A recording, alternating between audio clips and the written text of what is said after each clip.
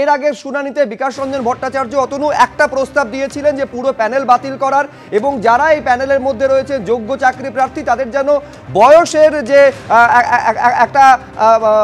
একটা লিমিটেশন থাকে সেটা যেন কনসিডার করা হয়। আজকে রায় ঘোষণা করতে গিয়ে যারা এই প্যানেলভুক্ত ছিলেন এবং যোগ্য প্রার্থী তাদের জন্য কি বলল কোর্ট?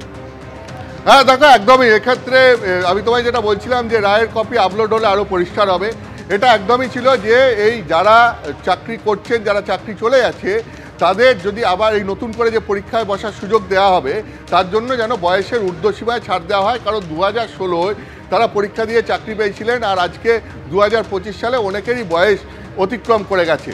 তো আদালতের রায়ের কপি আপলোড হলে এই বিষয়টা আরও পরিষ্কার হবে, কিন্তু শোনা যাচ্ছে যে তাদের ক্ষেত্রে একটা বয়সের ঊর্ধ্বসীমায় ছাড় দেওয়া হচ্ছে।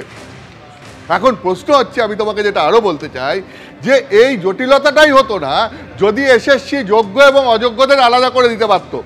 এসএসসি এই পরীক্ষা নিয়েছে, এসএসসি হচ্ছে একটা সরকারি সংস্থা, সেই সংস্থার ওপর ভরসা করে রাজ্যের লক্ষ লক্ষ ছাত্রছাত্রী এই পরীক্ষা দিয়েছিলেন এবং তার থেকে প্রায় 26,000 চাকরি প্রার্থী তারা চাকরি পেয়েছিলেন। তাদের মধ্যে অধিকাংশই যোগ্য চাকরি প্রার্থী এবং তারা যোগ্যতার সঙ্গে চাকরি করছিলেন। এই যোগ্য আর অযোগ্য কারা, যারা এই প্রাতিষ্ঠানিক দুর্নীতির জন্য যে অযোগ্যরা চাকরি পেয়েছিলেন সেই যোগ্য আর অযোগ্যদেরকে পৃথক করতে হবে। বারবার আদালত এই কথা বলেছে। তুমি যদি দেখো কলকাতা হাইকোর্টের বিচারপতিরা বারবার এই প্রশ্ন তুলেছেন এবং এসএসসিকে বারবার বলেছেন যে যোগ্য এবং অযোগ্যদের আলাদা করা কি সম্ভব, তাহলে এসএসসি যেন যোগ্য এবং অযোগ্যদের আলাদা করে তাদের লিস্ট জমা দেয়। এরপর তুমি জানো যে সেই লিস্ট এসএসসি কলকাতা হাইকোর্টে জমা দিতে পারেনি এবং তার জন্য কলকাতা হাইকোর্টের রায় হয়, যেখানে কলকাতা হাইকোর্টের রায়ে বিচারপতি পরিষ্কার বলেন যে এখানে দুর্নীতি এত ব্যাপক হারে হয়েছে যে এখানে কারা যোগ্য কারা অযোগ্য তাদেরকে চিহ্নিত করা সম্ভব হচ্ছে না আলাদা করে, সেই কারণে পুরো প্যানেল বাতিল করে দেওয়ার নির্দেশ দেয় কলকাতা হাইকোর্ট। এরপর সুপ্রিম কোর্টে যখন মামলা যায়, প্রথমে এই সুপ্রিম কোর্টে যখন মামলা যায়, সুপ্রিম কোর্টও বারবার ডিওয়াই চন্দ্রচূড় প্রথমে প্রধান বিচারপতির এজলাসে এই মামলা গেছিল, তিনিও বারবার চেয়েছিলেন যে এসএসসি যেন একটা লিস্ট জমা দেয় তাতে যেন যোগ্য এবং অযোগ্য কারা তাদেরকে আলাদা করা সম্ভব হয়। এসএসসিকে বারবার বলা সত্ত্বেও এসএসসি সেই লিস্ট জমা দিতে পারেনি। এরপরে কি হয়, এরপর এখন ডিওয়াই চন্দ্রচূড় রিটায়ার করে যান, তারপর এখনকার প্রধান বিচারপতি সঞ্জীব খান্নার এজলাসে মামলা যায়। সঞ্জীব খান্নার এজলাসে মামলা যাওয়ার পরেও প্রধান বিচারপতি তখন বারবার বলেন এসএসসিকে যে যোগ্য এবং অযোগ্যদের আলাদা করা কি সম্ভব, এর দায়িত্ব তো এসএসসি পরীক্ষা নিয়েছিল, তাহলে এসএসসিকে তো আলাদা করে বলতে হবে যে কারা যোগ্যতার সঙ্গে এই পরীক্ষায় সুযোগ পেয়েছে আর কারা অযোগ্য, যাদেরকে দুর্নীতির মাধ্যমে এখানে ঢুকেছে। যারা পরীক্ষা নিচ্ছে সেই পরীক্ষা নিয়ামক সংস্থাকেই তো এর দায় নিতে হবে, কিন্তু এক্ষেত্রে দেখা যায় যে সেই পরীক্ষা নিয়ামক সংস্থা আদালত বারবার বলা সত্ত্বেও সেখানে গিয়ে যোগ্য এবং অযোগ্যদের আলাদা করে লিস্ট দিতে পারেনি।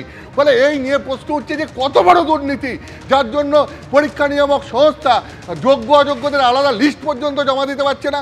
তুমি জানো যে পুরোটা কীরকমভাবে হয়েছে, দেখো যে এখানে ওএমআর সিটগুলো নষ্ট করে ফেলা হয় 1 বছর পর এবং তার কোনো স্ক্যান কপি পর্যন্ত রাখা হয় না।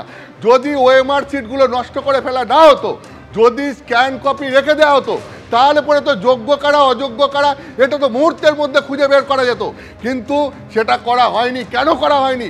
প্রমাণ লোপাটের চেষ্টা হয়েছিল যে এত পরিমাণ অযোগ্য চাকরি প্রার্থী এখানে ঢুকে গেছে, দুর্নীতির ফলে এত লোক চাকরি পেয়েছে, ফলে প্রমাণ লোপাটের চেষ্টার জন্যই কি এই ওএমআর সিট তড়িঘড়ি নষ্ট করে ফেলা হয়েছিল? আজকে সেই প্রশ্ন উঠছে। এই দুর্নীতি এত ব্যাপক আকারে হয়েছিল যে সেই কারণেই কি এসএসসি শেষ পর্যন্ত যোগ্য এবং অযোগ্যদের তালিকা নিজেরা রাখলো না এবং সেই তালিকা আদালতে তারা জমা দিল না। যদি তালিকা এসএসসি আদালতে জমা দিতে পারত তাহলে তো আজকে এই প্রশ্নের মুখে পড়তে হতো না। এবং শুধু তাই নয়, এই যোগ্য অযোগ্য সবার চাকরিটা একসাথে চলে যেত না। বিচারপতিরা বারবার বলা সত্ত্বেও এসএসসি সেই যোগ্য অযোগ্যদের তালিকা আলাদা করে জমা দিতে পারেনি, ওএমআর সিট নষ্ট করে ফেলেছিল এবং কেন করেছিল এই নিয়ে এখন প্রশ্ন উঠছে এবং এই নিয়ে প্রশ্ন উঠবে, বিভিন্ন মহল থেকে প্রশ্ন উঠছে এবং এর জন্য এসএসসি কি এর দায় নিতে হবে, এটা বিভিন্ন মহল থেকে এই দাবি উঠছে যে এসএসসি কেন এই দায় নেবে না এই যোগ্যদের চাকরি চলে যাওয়ার। একেবারে আমি এখানে আরেকটা বিষয় উল্লেখ করতে চাইবো, এই যে ওএমআর শিট, সেই ওএমআর শিট বিস্ময়কর হচ্ছে যে 2016 আগে পর্যন্ত ওএমআর শিট সংরক্ষণের মেয়াদ ছিল 3 বছর, আর যেই 2016 এলো সঙ্গে সঙ্গে সেটা 1 বছর করে দেওয়া হলো। এইখানে অনেকে প্রশ্ন তুলছেন যে এর পেছনেও কি তাহলে কোনো উদ্দেশ্য ছিল? আচ্ছা, ওএমআর শিট অরিজিনাল নষ্ট করে দেওয়া হলো, তার কোনো স্ক্যান কপিটুকু রাখা হলো না।